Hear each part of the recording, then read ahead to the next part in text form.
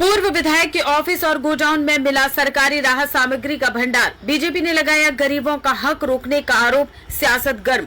राजरहाट गोपालपुर विधानसभा क्षेत्र में उस समय हड़कंप मच गया जब बीजेपी विधायक तरुण ज्योति तिवारी ने बागुयाटी के 44 नंबर बस स्टैंड के पास स्थित पूर्व विधायक अतिथि मुंशी के कथित कार्यालयों और गोदामों में पहुंचकर निरीक्षण किया। बीजेपी विधायक का आरोप है कि इन स्थानों पर बड़ी मात्रा में सरकारी राहत सामग्री जमा करके रखी गई थी। उनका दावा है कि यह राहत सामग्री जरूरतमंद लोगों तक पहुंचाने के लिए थी, लेकिन इसे वितरित करने की बजाय लंबे समय से गोदामों में रखा गया था। घटना की खबर फैलते ही इलाके में लोगों की भीड़ जमा हो गई। बीजेपी कार्यकर्ताओं ने पूरे मामले की जांच की मांग की और आरोप लगाया कि गरीबों और जरूरतमंद लोगों का हक उनसे छीना गया है। वहीं इस कार्रवाई के बाद राजनीतिक बयानबाजी भी तेज हो गई है। बीजेपी इस मुद्दे को लेकर राज्य सरकार और तृणमूल कांग्रेस को घेर रही है।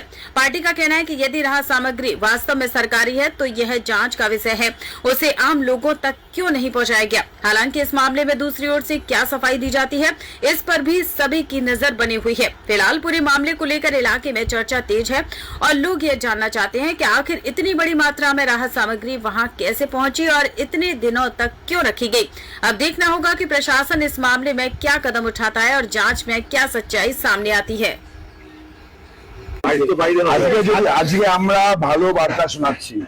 আজকে যদি ভারতীয় জনতা পার্টি ক্ষমতায় না আসতো, এই সাদা থানগুলো আমাদের কর্মীদের বাড়িতে যেত। এই সাদা থানগুলো আমাদের লাশে উঠতো, আমার লাশে উঠতো। আমি আপনাকে বলে দিতে পারি, আমার কাছে যা খবর ছিল, আমি সিকিউরিটি নিয়ে ঘুরিনি বোর্ডের মধ্যে, আপনারা দেখেছেন। আমার কাছে যা খবর ছিল, 4 তারিখ আমার নামে বিল কাটা হয়ে গেছিল।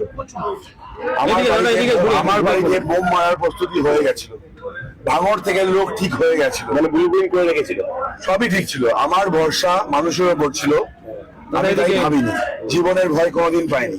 কিন্তু আমাকে খুন করার পুরো পরিকল্পনা দেবরাজ চক্রবর্তীর করা ছিল এবং এই ওভারঅল সিচুয়েশন আপনারা দেখছেন। সরকারি ত্রিপল পাওয়া যাচ্ছে, জামা কাপড় পাওয়া যাচ্ছে, কয়েক লক্ষ টাকা স্টকটা দেখুন একবার। দাদা লক্ষ ছাড়িয়ে যাবে না, মানে লক্ষ অন্তত 40-50 লক্ষ টাকা মেটেরিয়াল আছে এখানে টোটাল। আমি না জিতলে আমি খুন হতাম। সরকারি মেটেরিয়াল 44 নম্বর বাস স্ট্যান্ডে যে সরকারি মেটেরিয়াল এদিকে থাকে, দাদা এদিকে অফিস আছে, সেই সরকারি মেটেরিয়াল এবং কি কি পেলেন ওইখানে। আপনি চলে আপনি চলে যাচ্ছে সাদা ধান কেন কেন বিজেপি তো সরকারি সামগ্রী আছে, এটা সরকারি সিস্টেম আছে। তিরপাল এটা ত্রিপল ত্রিপল ত্রিপল দেখো, সরকারি ত্রিপল বের করো। এটা সাধারণ দাদা লেখাটা ফোনটা লেখা রয়েছে, লেখা এই যে পশ্চিমবঙ্গ সরকার লেখা রয়েছে, পশ্চিমবঙ্গ লোগো লাগানো রয়েছে। এই পাশে দাদা আপনার দিকে লোগো লাগানো রয়েছে। হ্যাঁ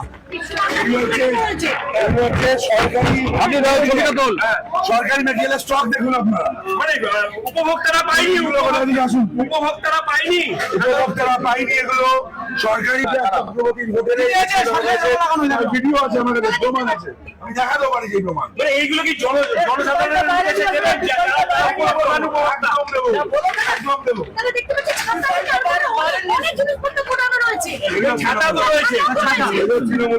তৃণমূলের ছাতা এবং এটাই চলেছে এখানে।